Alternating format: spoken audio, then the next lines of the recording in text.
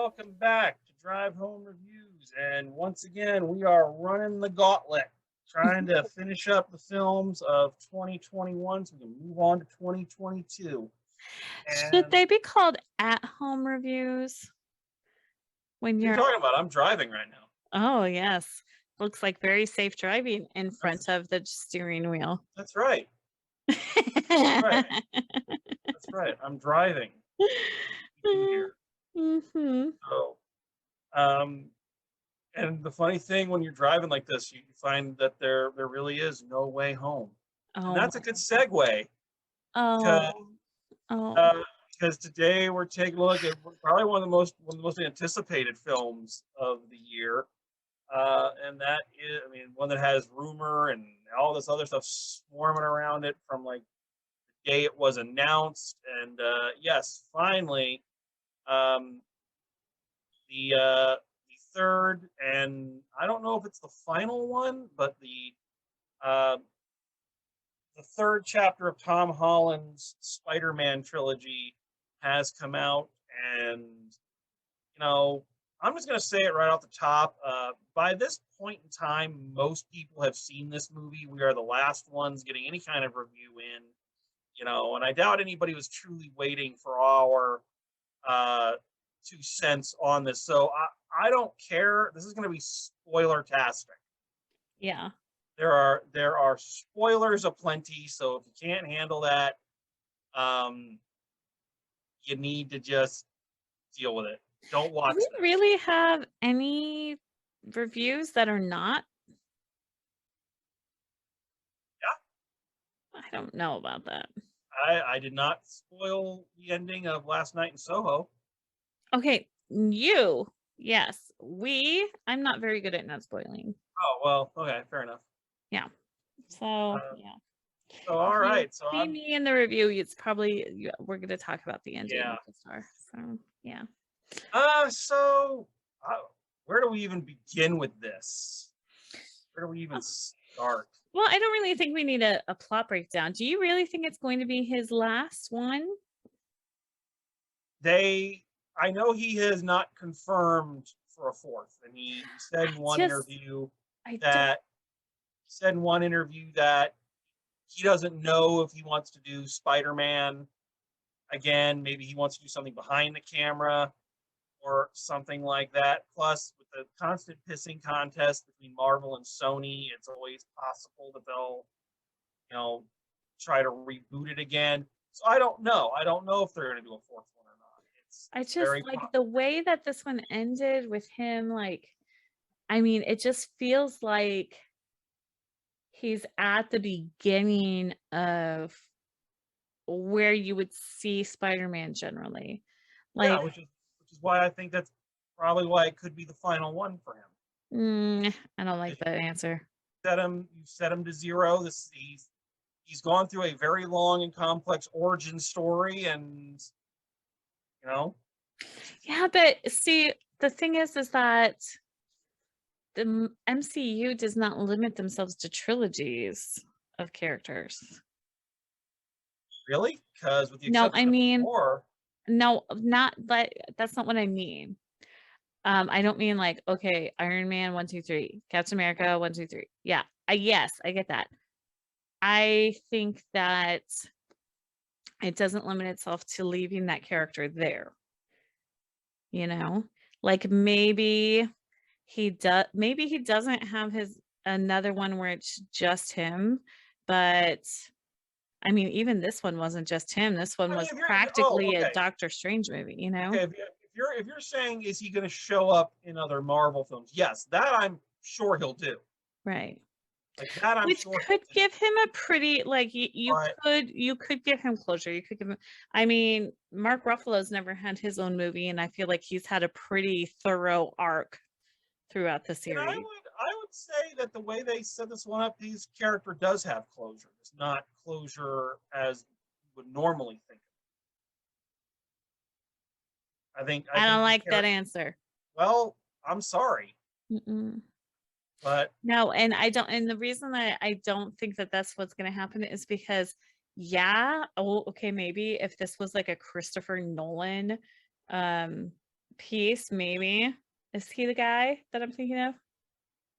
Like the Batman Begins guy? Yeah, it's Christopher Yeah, Nolan. maybe if it was a Christopher Nolan piece, that's the case.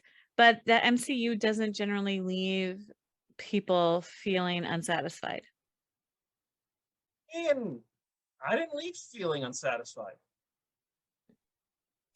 I didn't leave I left feeling like his story wasn't done. I felt like it was. Well, boo for you. Okay. Another review in which we're gonna argue about things. I thought we agreed on this one. We do generally, but it's okay to disagree on other points. Uh, Okay, okay. okay, hear me out before you tell me I'm wrong. Okay. Let me the so we're talking about the ending first, which is interesting. Uh-huh. Um, that in order to save the world and whatnot, long story short, through convoluted things, Peter convinces Doctor Strange to cast a spell where everybody forgets about Peter Parker. He essentially never existed in people's Mhm. minds. And this is to basically, it's the only, convoluted magic and comic book logic, it's the only way to save the world at that point. So Peter has, he's all alone. This is hence the title No Way Home. Right. His friends don't remember him. His girlfriend doesn't remember him. People know who Spider-Man is, but they don't. But Peter Parker might as well have never existed.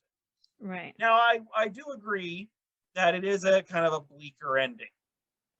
But here is why I don't find it an unsatisfying one. My major complaint with the Tom Holland Spider-Man movies, from Homecoming through Far From Home, and then this one, is that while I enjoyed them, while Tom Holland is great in the role, they never felt like Spider-Man movies because they were missing that quintessential piece of Angst. Spider-Man's Angst. character. No, not angst. It's not angst. That's like writing off every film that has sincere emotion as campy. It's not angst. What elevates Peter Parker and Spider-Man above so many of his peers is that he is not just the every person hero. He's the every person we hope we can be. He is the person that will make the hard choice and do so with the knowledge that he's not going to get thanked for it, that he himself is going to be worse for it. There'll be no celebration. There'll be no yay him. He is going to suffer for it, but he makes that choice because it's the right thing to do. This is what was missing from the earlier Tom Holland films. They were all absent from the Andrew Garfield films. And it's what made the first two Tobey Maguire films so monumental, is because you hadn't seen a hero do that. That ending to that first Spider-Man movie was insane at the time. People don't realize this who weren't there, but the hero saying, and even though, yes, we knew there was going to be a sequel and we knew he was going to get the girl in the sequel, but having the hero tell the girl at the end, I can't be with you. I'm going to give up the thing I want the most because it's the right thing to do. That's what Spider-Man does. Yeah, but after he makes the mistake several times, which was, that was, I guess, going into what you're saying, that's what he was doing. And the Tom Holland one was him making those mistakes, Mm-hmm. you And know? learning, because again, that's what was missing from his character, was the great power and great responsibility. Well, he hadn't heard it until this one. Exactly. And that's exactly right. So that's why I always felt leaving those other two that I felt like they were fun movies, they were decent movies, but they were not true Spider-Man movies. And this one is about him learning, as you said, through many mistakes, and personal loss, learning that with that great power comes that great responsibility, and he takes possession of that. He takes it on the chin, and he becomes Spider-Man. So while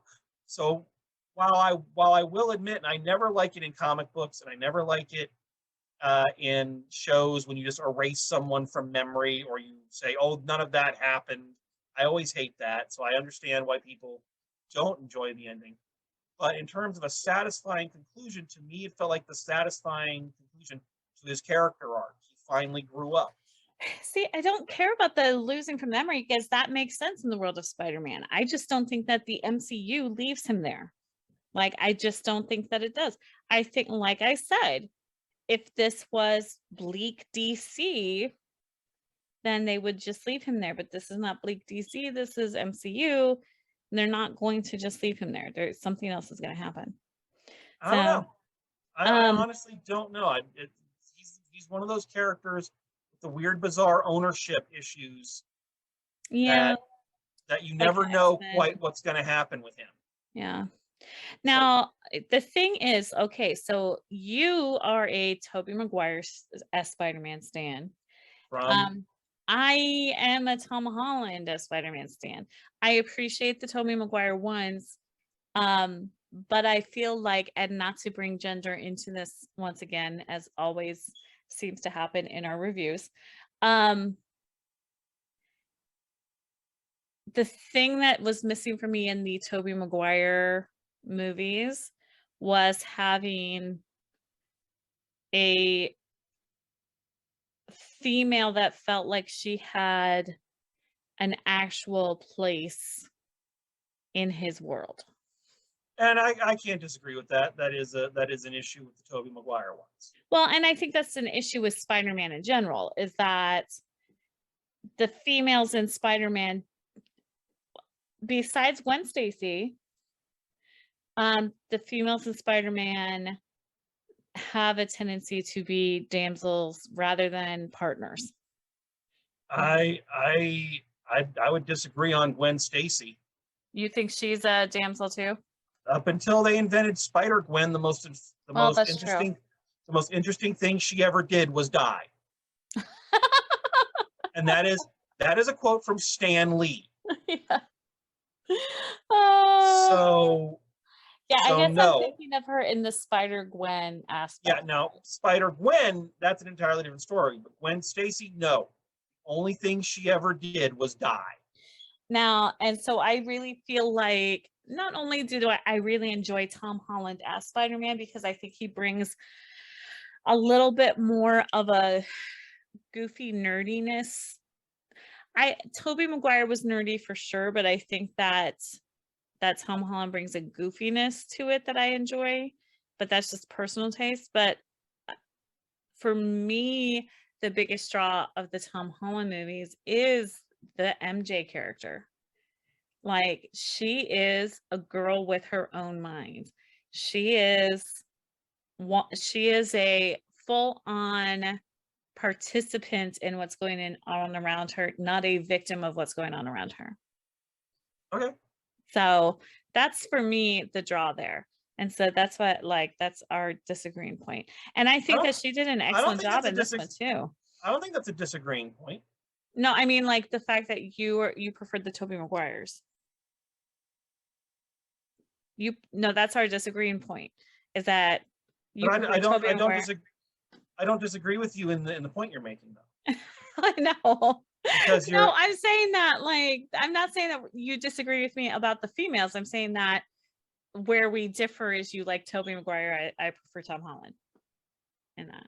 I like Tobey Maguire, but I think that Tom Holland edges him out as Spider-Man.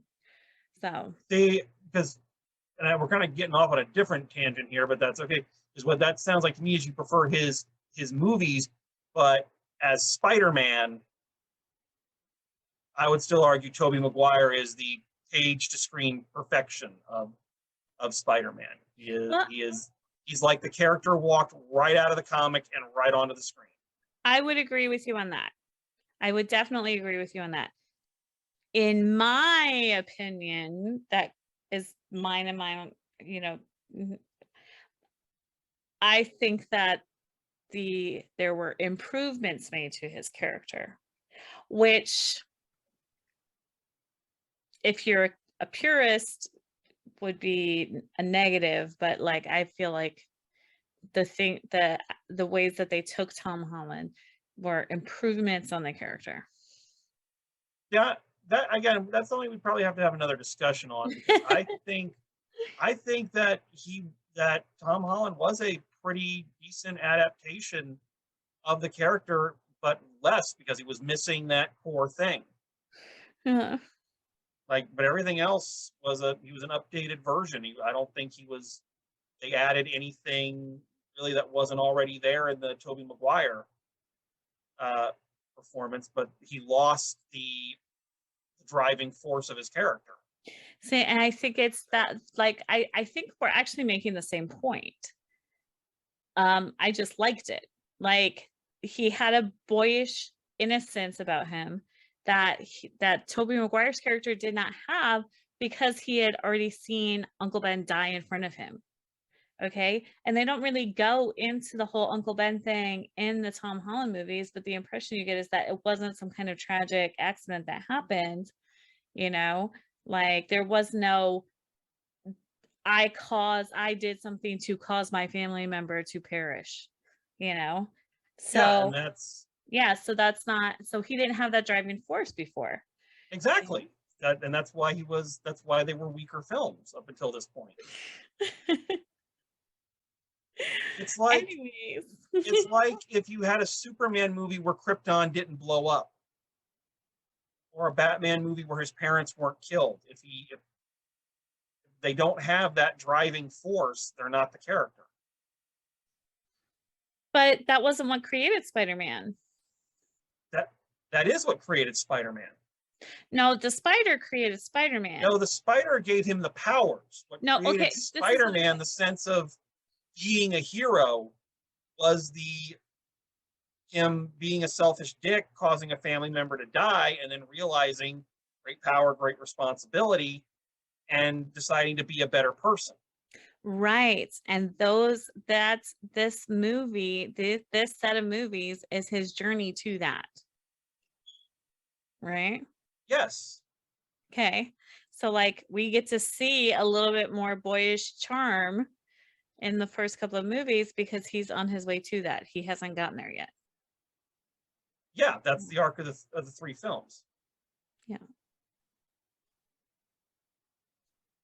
So tell me things that you enjoyed about this movie. I know because I heard you giggle like a little schoolboy when this happened and you saw Tobey Maguire join in. I'm going to admit that, and I was talking with one of my students about this. This movie is a lot of fan service, Okay. but it's fan service done Well. very, very well. Mm-hmm.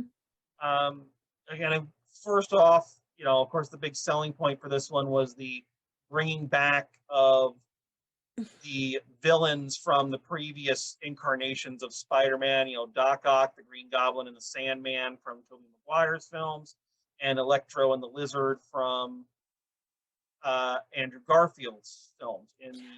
I have to say, like, I was impressed that all of the ones who agreed, like, they all agreed to come back. Like, I was impressed with that. Well, I would, if I had to venture a guess, I would say that it was probably a combination of wanting to be a part of the biggest franchise on the planet and the fact that Disney probably drove a dump truck full of money up to their house. Yeah, I would also say that I'm never going to think badly about, oh my gosh, what is his name that played Doc Ock? Alfred Molina. Alfred Molina. I'm never going to think that he did something just for the money. Like, this is true. Like Alfred Molina, he's like, I mean, if there was a person who I would want to sit down with a cup of tea and talk about acting technique with, it would be Alfred Molina. I would have to agree with that. So, yeah.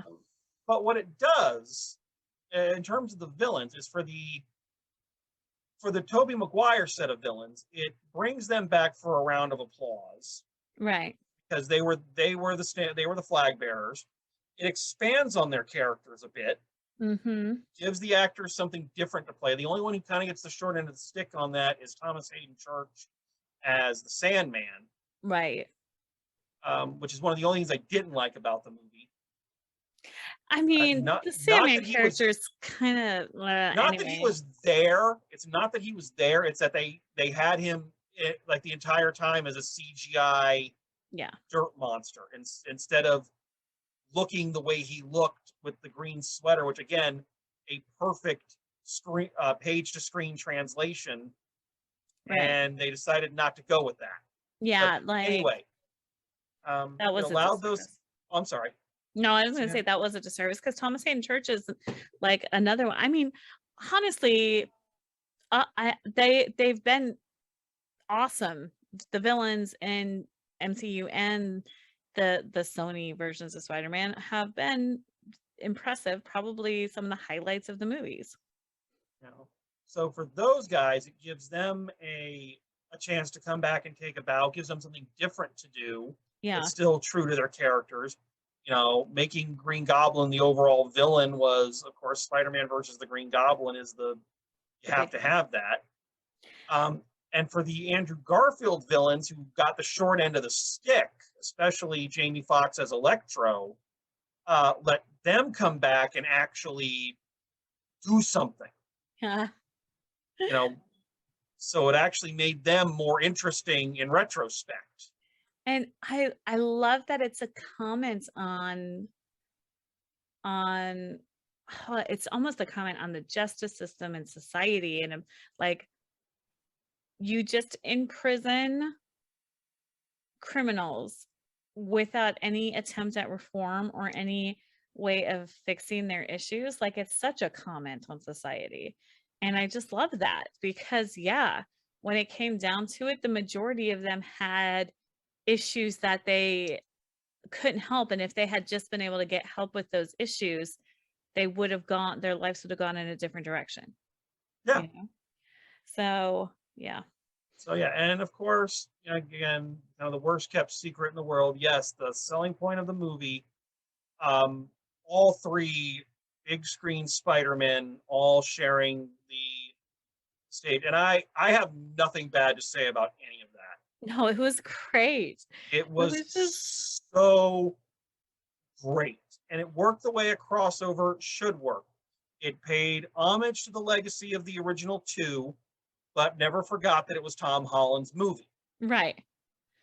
You Right. know, and I thought that maybe they would just pop up at the end, but they were in there the entire third act and gave all three of them time to interact with each other. Which was Um, probably the best part of the movie was the interactions they had. by far. Yeah. And I gotta say, now we just went on a long debate of Tobey Maguire versus Tom Holland. Notice that neither one of us mentioned Andrew Garfield No, Spider-Man and I mean, because honestly, if you were someone who thinks that Andrew Garfield was the best Spider-Man, I'm not sure we have any more to talk about. I'm sorry that you're wrong. Yeah. You know, and the Amazing Spider-Man movies were garbage. Yeah. They were Which is shit. unfortunate because I love Emma Stone. So You know, but that being said, I want to know where the hell was this Andrew Garfield as Spider-Man? he was charming in He this. was so good. Yes, he was charming in this. It was And it very, makes me very sad in a way because if he'd had a better script or people who cared, I know. Well, and maybe it's so like what was great about it is that they they had these similar characteristics, but they each still had their own personalities, you know, and like it was just so cute, you know, like for yeah, lack of a better word, it was cute. Okay. yeah, and they worked. I gotta say, and I've heard a number of people say this, and I'm happy with what I got. I never thought I would see this. I Right. hoped, I prayed. No, I always wanted to have all James Bonds on the screen playing, in a movie together. We get it with Doctor Who sometimes, where past actors come back and they can interact. You never see something like this. You never see all the actors who play Batman together. You never see all the actors who play Superman together. Especially across studios like that. Yeah, so I'm not going to complain about what I got. I am happy beyond measure that it happened and it was so good. But I will tell you this right now. I would pay money, good, solid money, for an entire movie of Tobey Maguire Spider-Man and Andrew Garfield Spider-Man swinging around in a van solving mysteries. Because the two of them worked They had so such great well. chemistry. Oh my Yes. God, they worked so well together. There was a moment and I talked about this when we came out, where Tom Holland says something about being in the Avengers, and they're both so happy for him, but have no idea what the Avengers are. Yes. And they're so happy and supportive, and they're like, "What? Is that a band?" And it was just such a pure, great moment. You just loved it. But yeah, and we talked too about how the difference between what DC cannot get right in its superhero movies versus MCU is that in these it was a dark movie. It got dark. It got It was dark there in the middle. it was a dark movie, but it never lost sight of itself, right? You had moments of levity right in the fight scenes. They stayed interesting, you know, you don't you're not just bogged down with darkness the whole time. So, which I just think is something that the MC universe does so well. Yeah, so I can't complain. I cannot complain about any of it. It was great. I was loved that. it was a fantastic, and yeah, it made everything. And again, I was talking with one of my students about this. This compared to say Endgame. Endgame was fan service. Mhm. And Endgame was a good end of a movie, Right. but the movie itself was not very good. I could see where you're coming from with that. You know, whereas this was fan service, but the movie was still really good. It never lost sight of the fact that it was Tom Holland's movie. It was his character growth. He's the one that had to go through everything, and the other two Spider-Men, while Andrew Garfield kind of gets some closure and a little bit of redemption, they were just kind of fine with, well, Tobey Maguire is the kind of senior Spider-Man. He doesn't need any kind of real redemption. Right. You know, he's not there to, you know, learn anything new. He's there to be the father figure, which he is when Tom Holland needs it. And also to cause an ultimate heart-stopping moment of panic when he gets stabbed by. Yeah, or I thought they were going to kill off. Oh my God, I did too. Tobey Yeah. Maguire But I have to say too, though, the thing about it is not just that was great, and you have that trio, but the other trio in the movie of Ned and MJ and Peter, throughout the entire movie, is so good and cohesive and awesome. The three of them are a great tandem, a great trio, and they work really, really well together. It's right. You know, yeah, and they've been the ones carrying the film, so I think they got a lot to do. And I'd say this one, the reason I kind of feel like this may be the last full on for him is it really feels like this is closure. This is a lot of everything kind of came full circle, and you know, I don't know if they'll do a fourth one, but I just don't want to lose Zendaya. I don't, although I mean, I would get it. I get where you're coming from with that. But there's just so many good things in this that were just wonderful. Like I said, that trio of characters was great. And I mean, Marissa Tomei, as Aunt May, was wonderful. Okay. First of all, I don't care if she's getting plastic surgery or if she's not. I want to know what her skincare regimen is, because she is as gorgeous as she was as Mona Lisa Vita. Like, Yep. she's just beautiful, okay? And she she was just such a great character. You get where Peter's compassion comes from. You know, you get where he's learning his life lessons from with the Aunt May character, you know? And I loved her and Happy's relationship. Like, I just I mean, I don't know. I love the characters in this series. Yeah. And it makes me sad to think that they would not be coming back because I think that they're really, really awesome. And but here's the thing, and I know you'll disagree with me on this. Um, but that's exactly why if this was the last one, I would understand because we loved those characters and it makes us sad that they're gone. But at But least they're ending on a high note. yeah, you I know, suppose that as Zendaya gets closer to 30, it's harder to play a teenager. so and again, it's because we the audience connect with them that we feel Peter's loss, Yeah. but also that thing that they kind of at the moment seem to have are better off without him, you know. Yes. So that it's because we care about the characters that it affects us that way. I will say too, though, I enjoyed Doctor Strange in this movie more than I have in his movies. No, yeah, his movies are not. Which I guess aside from the CGI on the Sandman, and I also the CGI on the Lizard wasn't very good either. No. They could have done a little something with that. I mean, they could make Thanos look real. They could have. I know they Done were something trying to better. keep the animation from the Amazing Spider-Man films, but come on, those suck.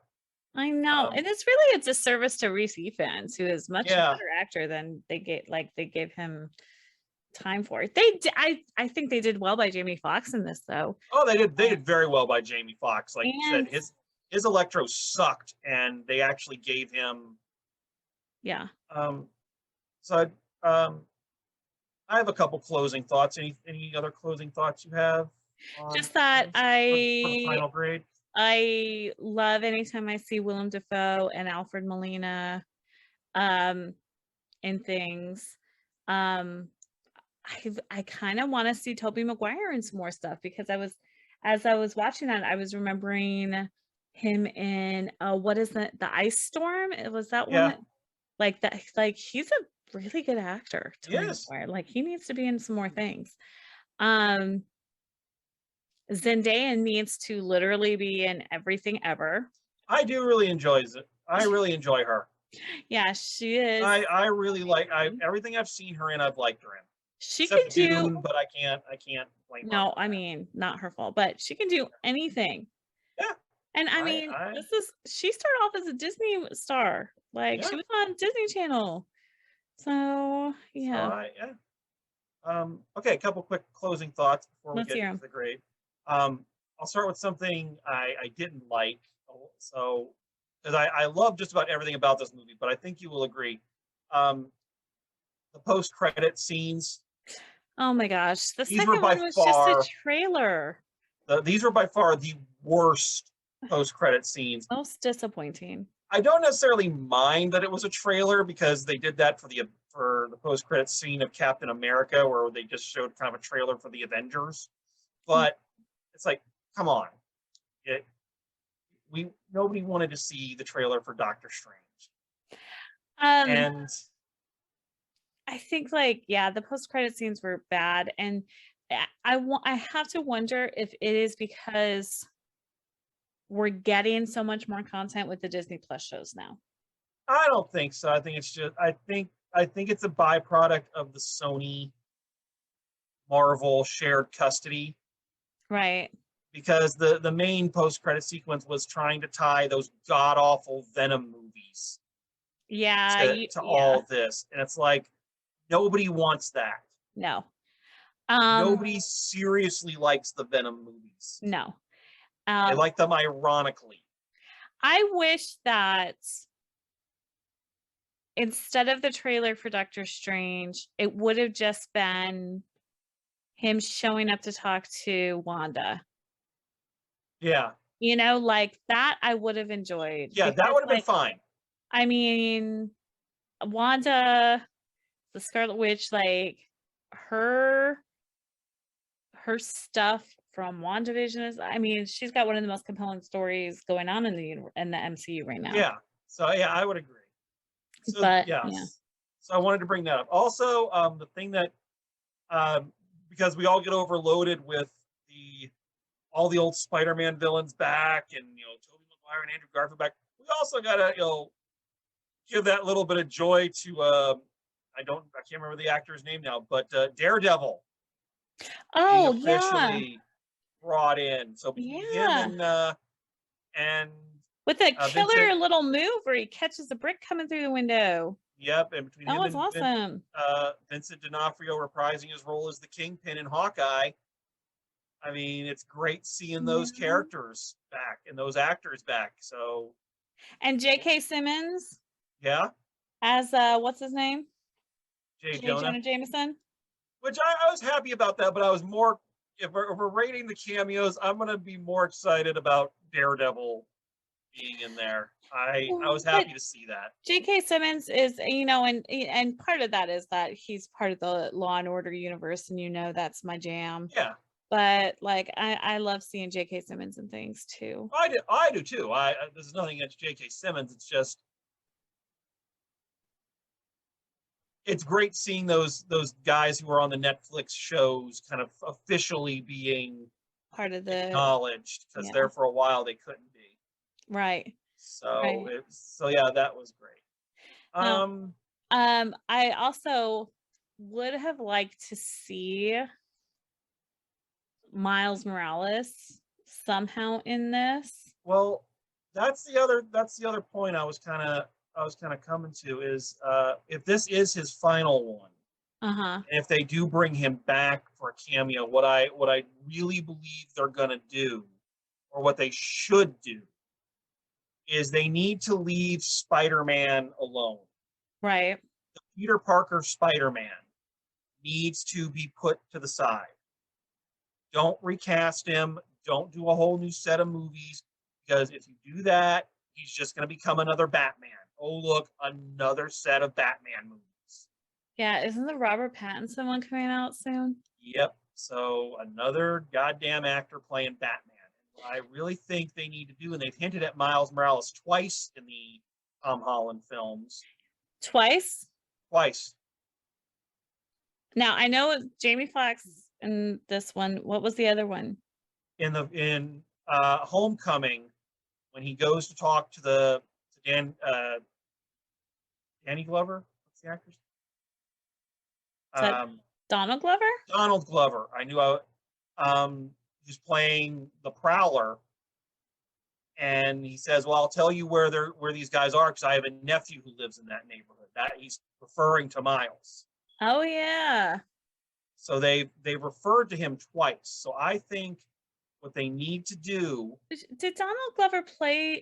Did he do the voice acting in Miles Morales and He Into the did it for one of the cartoons, Yeah. not for Into the Spider-Verse. He did Okay. it for one of the cartoons.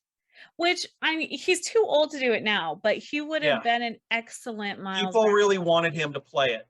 Yeah, he would have been really great. Like, he would have been really spot on. But yeah, of course, he's like getting close to 40, if not there Yeah, already. So but yeah, I mean, the entire purpose of this movie and of the Doctor Strange one are to introduce the multiverse, and they already covered that a little bit in Loki. right, So I think leave Peter Parker alone, right, and now you go do Miles Morales. right. Now you go do Spider-Gwen. You can go do Silk.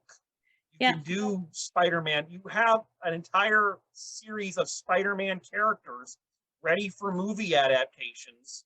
Hey, Spider Pig. John Yeah, Mulaney's out of rehab. go leave Peter Parker alone and go and do some of these other characters. Right. Which And now is that like, I mean, the thing about the Spider-Man comics is that they do have a lot of diversity in them. And now, the nice part about the Tom Holland series was that that diversity was there in that. yep, you know? And so, yeah, I think like that is let's have some non-white male characters going on, You people. know? And since Into the Spider-Verse was a big hit, it's getting sequels. People now know, and he had his own video game too. You know, Miles is not kind of a esoteric character anymore, just kind of known by comic book fans. People Oh know no, I him. would say he's pretty mainstream at this point. Yeah. So now he's ready. Give him his own set of movies. I agree. You know, give Spider-Gwen her own set of movies. Give Silk her own set of movies. You know, I they've set it up, and that's again why I don't mind if this is Tom Holland's last full ride as Spider-Man, because you have literally an entire universe of and multi-universes of characters that you could go visit and do new movies about. You know, I got a soft spot for Spider-Gwen. Oh, I do too. Love Spider-Gwen. So I'm all about it. Mm-hmm. So Yeah. But all in all, this movie was fully satisfactory. And it had, I mean, it had the things that you come to expect from an MCU movie. It had great visuals. It gave you great feelings. It had fight scenes that don't bore me, which you know is a big challenge. yeah. And it had great characters, and I love that we are finally embracing female characters as strong, and that is a fight that has been going on for a long time. So like, yes, let's continue in that vein. Let's keep going with that. Like this was I felt happy leaving it and did not mind, didn't even really notice that it was 2.5 hours long. Yeah. Yeah, me neither. Um, yeah. So, all right, so let's wrap it up. Final grade for Spider-Man No Way Home. I'm gonna say solid A for this. Um, I think that those CGI things that you were talking about and the fact that they didn't fully utilize those characters like they could have, that keeps me from kind of pushing it to an A plus. But like A for sure. I'm gonna watch this again for sure. I'm going an A plus on this one. I'm going I'm going A plus. The things I didn't like are way down the list of nitpick. You know, and yeah, they didn't utilize every character, but they had so many characters. You know, Mhm. I think everybody got off pretty well, and it this is the best Spider-Man movie since Spider-Man 2.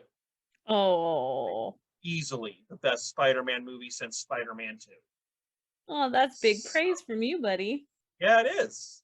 You Hmm. know, so um I this is one of the reasons why I wait and try to see all these movies before I do my end of the year list, because this one is definitely muscled a couple things out of its way to find a place on my top 10.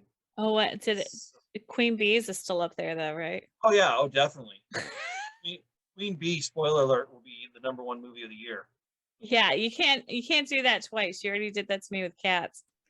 I Yeah. still say history will back me up on that. Uh-huh. Jeez. Um, so there we have it. We know you've already seen it. If you haven't seen it, there's probably a good reason, and you'll catch it sooner or later. But yeah, it lives up to the hype.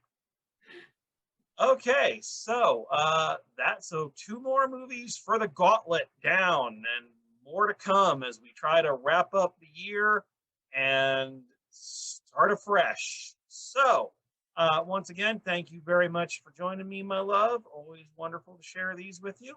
Thanks for inviting me, sweetheart. My pleasure. And we'll be back very soon with more reviews, because that's what happens after the holidays. There's a lot of reviews come flying at you real fast. Wear eye protection. So until next time, thank you for joining us. And as always, drive safe, and I'll see you at the movies.